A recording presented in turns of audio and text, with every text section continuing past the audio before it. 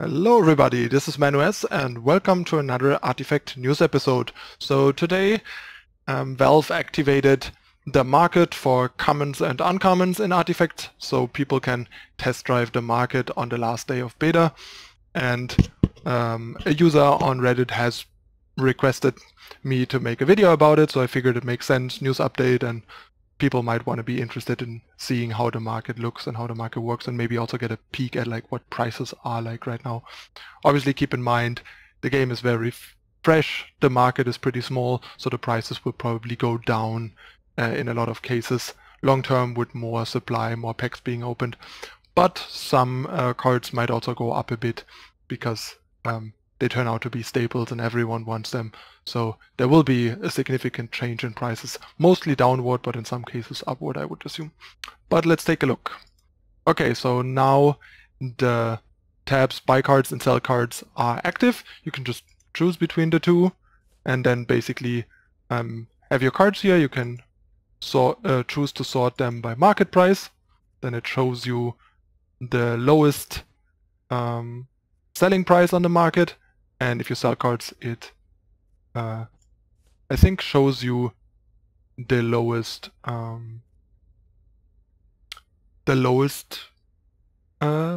selling price, probably not the highest. So you get an idea what you can get at least.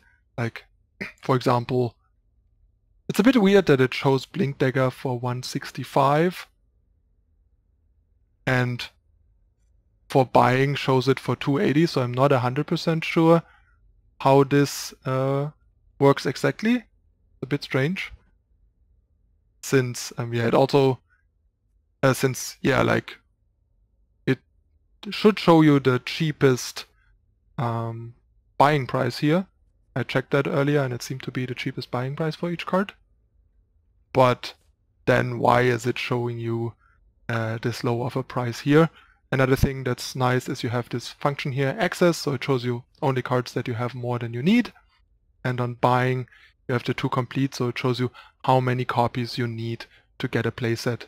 Here I have 2 Blink Daggers owned, as like in small underneath here, and then shows how many I need. And then I can just put this here like with the deck list and basically create a buying list.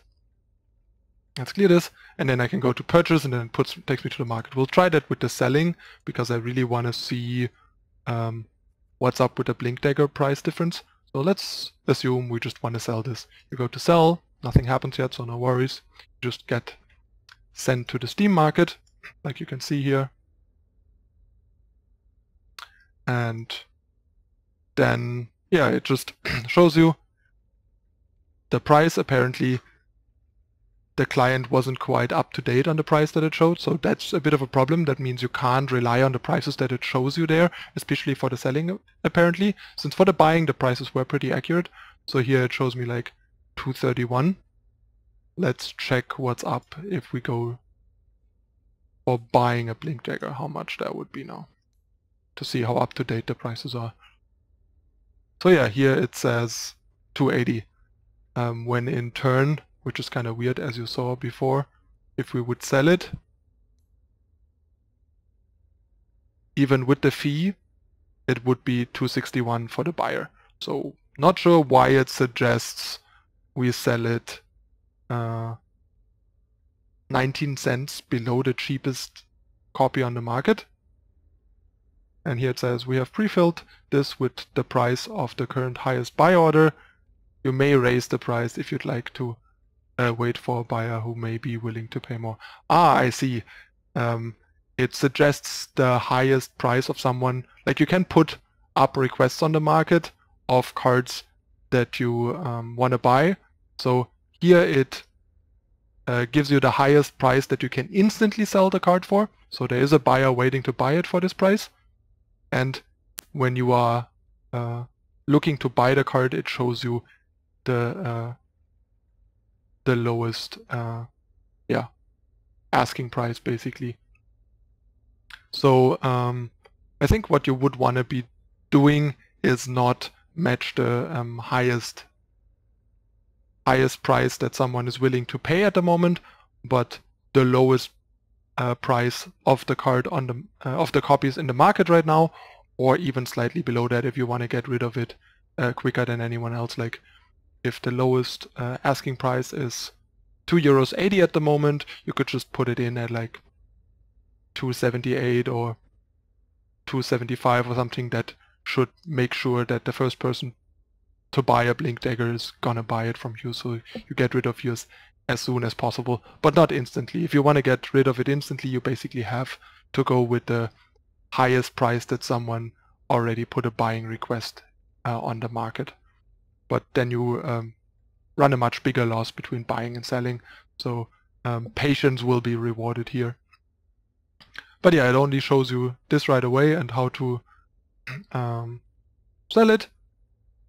And yeah, I don't want to list it, but what you can do is you can go to your inventory if you want to take a look at the whole market and just kind of browse the market.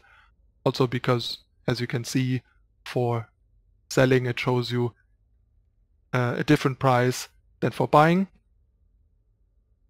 since normally you would want to sell for around the lowest selling price yourself. You can go to Artifact, then here go to View Community Market. Here it shows your whole collection, and then you see the community market, and that's what I meant. Like you see the sell price, that's like people requesting to buy at what price, so they're just waiting for someone to match their price. And here you can go if you just want to like buy a card that is available rather than set a price that you're willing to pay, and also to check what price you might want to put your card on the market if you're not eager to get rid of it instantaneously. And yeah, here it shows the card that you had selected. Then you just go here. It's a bit inconvenient because it seems like there's no way to get to the general marketplace list from the client, which is a bit annoying. It immediately takes you to the specific cards you want to buy or the specific cards you want to sell, and that's suboptimal because, as you saw, especially when you're selling cards, you might want to be comparing what people are selling them for and slightly undercut the lowest selling price if you want to get rid of it fast, but you don't want to undercut it to a point where you match the highest highest price that someone is willing to buy at the moment. And then yeah, you see here it's sorted by price, and sorted by price or by quantity. There's a lot of blink daggers on the market, actually more than anything else, apparently. Let's check. No, there are like a bunch of commons and stuff that are available a lot. But basically what we can see here is that since blink dagger is the most expensive uncommon, as everyone expected, it's the highest quantity on the market because there's not a lot of demand for constructed or need for constructed right now. So I guess everybody just wants to sell their blink daggers to make a profit. I chose to not sell mine yet, but I might want to consider doing that because I could imagine that the market price will go down since it's just an uncommon, and while the demand will go up, the supply will go up even more, I think, with more packs being opened and more people flooding into the game with release today. And then yeah, we can see like Legion Commander is like the second most expensive card right now of the non-rares. The other reasonably expensive commons and uncommons are a bunch of heroes, and then the next most expensive cards like Mist of Avernus and a couple of items basically. And then we are at like Aghanim's Sanctum for like 37 cents and so on. But yeah, that gives you the opportunity to just kind of browse the market, check a bit what pricing is like, which is nice, but I wish there was like a more convenient way to get there, like other than the buy and sell tabs, just a tab that takes you to the market and to all the listings to check out what's going on, because especially with, as we saw here, the prices on the selling are not even correct. Like if we want to sell this at 165, we might not even consider selling it, but then when you actually check to sell like we did, you can instantaneously get almost €2.30 for it, which might be much more of an incentive to sell it right away than the 165. So I hope they fix that. Oh yeah, it just updated. and it even updated to 242. Not sure how the updating works and in what increments. Let's check again. Because it showed 228. Yeah, it went up to 244. So there's more people willing to buy at higher prices. Let's see what it says with Solar when we try to sell her. There's another discrepancy. Oh. Need to put this here, take this out, and check. So yeah, here we have 59 cents, which is fairly high.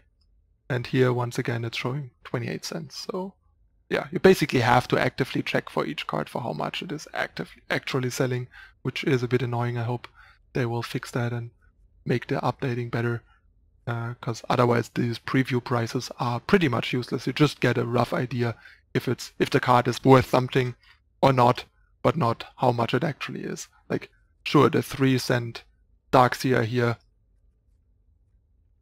will not be much more. Like, even if it's not 3 cents, it might be like 5 cents, but in the end it's not worth selling, especially because any card that, yeah, it's 7 cents.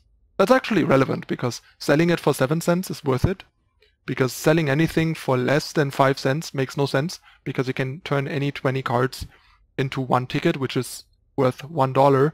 So anything that is worth less than 5 US cents, you better keep and just turn into a ticket, because otherwise you run at a loss, since 20 cards equal $1, which means every card should be worth at least 5 US cents. Anything below that is just burning money. Plus you have the transaction fee, so people are not likely to buy it anyway.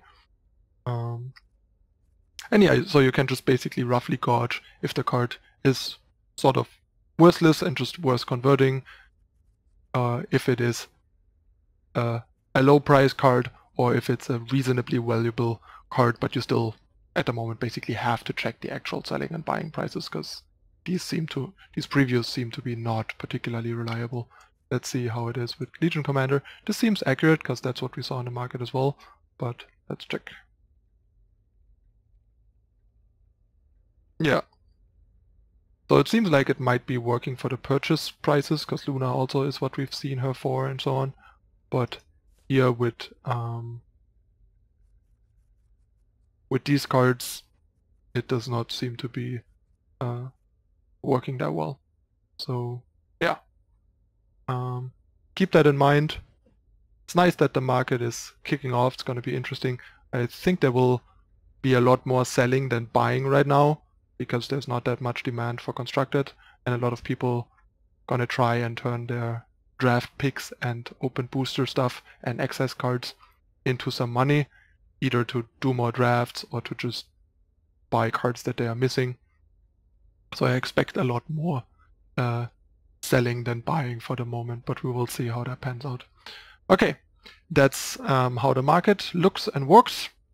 There's probably a bunch of room for improvement. We will see how they handle that in the future. But it's nice that they are starting out to roll out the market, and will, I think a lot of people, including me, will be pretty curious how the pricing will look for the rares, especially for the chase rares, because that's what is going to define how expensive Artifact will be for Constructed, and how much profit you can potentially make by drafting, especially keeper drafts.